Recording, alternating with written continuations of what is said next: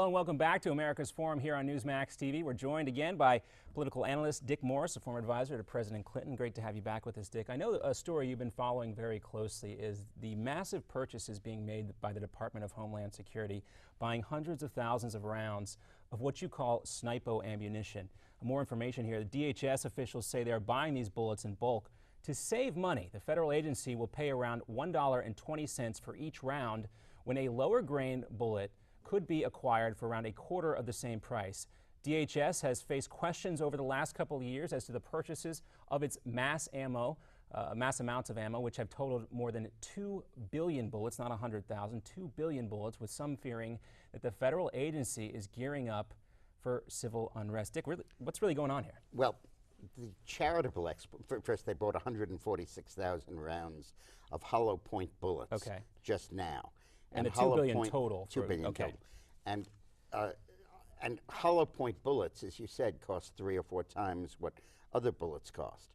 So the conspiracy theorists are saying they're preparing for civil war. I have a somewhat more benign explanation. I think they're accomplishing gun control by executive action, by buying up all the ammo in the country. And because guns don't do any good without ammo. And I think they figured that they can literally buy up America's supply of ammunition. At the same time, the EPA has put out of business the only nitrite factory in the United States, so that we have to import our nitrates from China and other countries or recycle them within the United States. So and that's used in the gunpowder. It's a two-part squeeze on the bullet supply.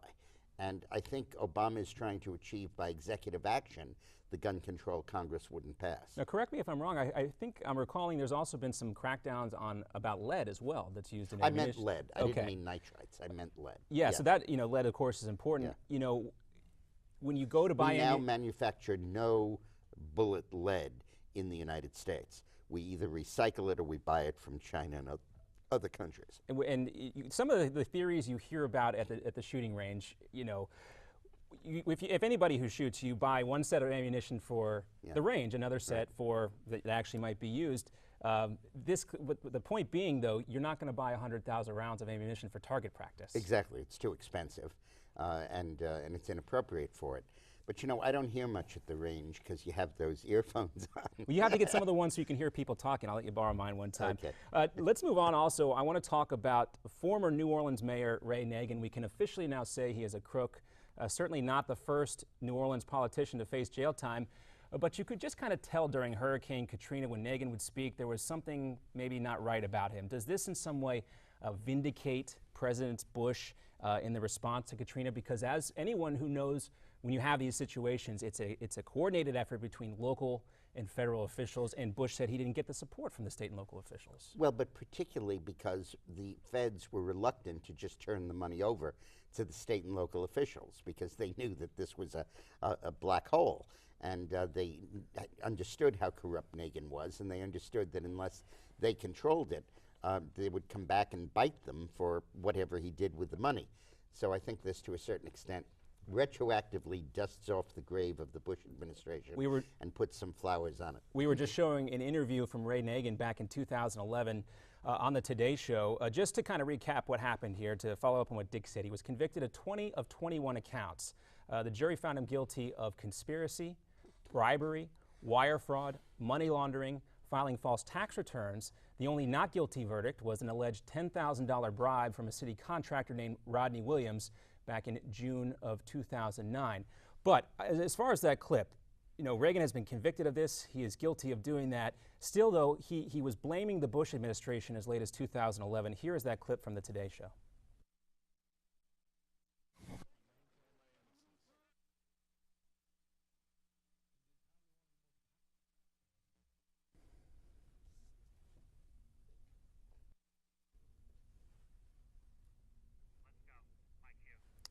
All right, well, folks can find that clip. It's widely available on the internet. Reagan was clear, had no problem. Ray Nagin, I combined the two. Nagin was very clear about his blame for Michael Brown, the FEMA director, who maybe deserved a little bit more blame than the president. But, what does it say about a guy who can go on national TV and still make these claims, Well, brazen is part of the job. But it really does vindicate the Bush decision to control that money rather than just turn it over to the local folks. Of course, I think they could have done more directly of federal intervention. There was on the one hand a feeling of we don't want to turn the money over. On the other hand, there was saying we're not going to go in and do the state and city's job for them because they don't want us to. But what Bush should have done is just said, I don't care what you want, I'm going in and doing this because lives are at stake. And which is kind of what happened when the National Guard and General Honorary kind of took the reins, right? That's right. That's right. Eventually, they did. Yeah, interesting stuff. And this is not a coincidence. I mean, it is a coincidence, actually. I don't want to accuse Mayor de Blasio of anything, but we're talking about just mayors here. The next story, Mayor Bill de Blasio of New York is laying out what he calls, or what the New York Times calls, a robust liberal agenda.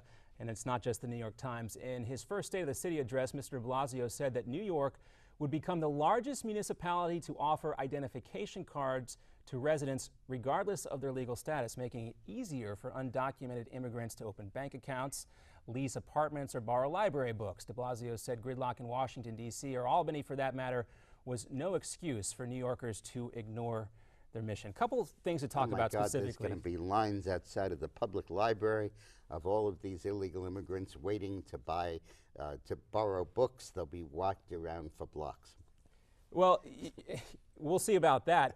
The bank account issue is one thing. Well, this is all part of a state and local effort. Exactly. Developed by Jerry Brown in California to legalize illegal immigrants. In California, you can sit on a jury if you're an illegal immigrant. There's even a possibility you could become an attorney as an illegal immigrant. And what they're doing is more or less waiving citizenship rights. And Nagin in these ID cards is trying to bypass the restriction on driver's licenses being given to But Dick, this also highlights a much bigger problem, and it shows us what happens when the federal government refuses to take a stance on the immigration issue. The system is broken. De Blasio is doing something in New York. We've heard Republicans, Rick Perry, say, give me control of the immigration system. Give me control of the borders. On the left of Jan Brewer saying, let me enforce immigration within Arizona. That's it. Rick Perry, Jan Brewer, same thing. They don't feel like they have the trust. They can't trust the federal government. Well, they're right. And it, you know, I mean, this whole problem started because the feds were ineffective at policing the border. These folks didn't just fly over here. And you know, if you're a political consultant, you have to go to the leadership in the Republican Party and say, we've got to stop this. It's one thing if Jan Brewer and Rick Perry are doing it, but Bill de Blasio is an entirely other thing. Well, the Republican bill that they're talking about in the House separates working from voting.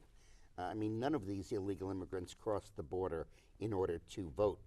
They all cross the border in order to work. That's right. And what the Republicans are saying is, we'll let you stay here and we'll let you work as long as we stop others from coming in and we in fact seal the border. But we're not going to let that lead to citizenship or voting. For that, you have to go back and wait your turn online. The Democrats are scared to death of that because they don't particularly want the illegals to work. The unions don't. But they do want them to vote. So by setting up a wall between working and voting, the Republicans are doing something the Democrats are really frightened about. Yeah, interesting stuff there. You know, immigration not going away. Is Bill de Blasio the type of figure, because of things like this and because of some of the other ultra-liberal stuff he's doing, that we'll hear congressional candidates talk about him as, look out for, you know, for the Elizabeth Warrens, the Bill de Blasio. This is the future of the Democratic Party. I think that's true. And that's what we'll hear from them on the 2014 campaign trail. I think there really is a left emerging in the Democratic Party. One of the things that, more to the left of Obama, de Blasio, for example, has given every school child in New York 2 Muslim holidays off during the year, even though only 2% of the population of the city school system are enrolled. And Chinese New Year, Muslim. too. It's certainly Lunar controversial indeed. We want to hear from you about all these topics. You can find us on social media. We'll put our contact info up here on the screen for you. You can contact me directly at JohnB_Newsmax or all of us at Newsmax TV. When we come right back, we'll be talking to Republican Study Committee Chairman Steve Scalise, what conservatives are saying about this debt deal and the GOP, the rift in the party. We'll have all that coming up right after the break.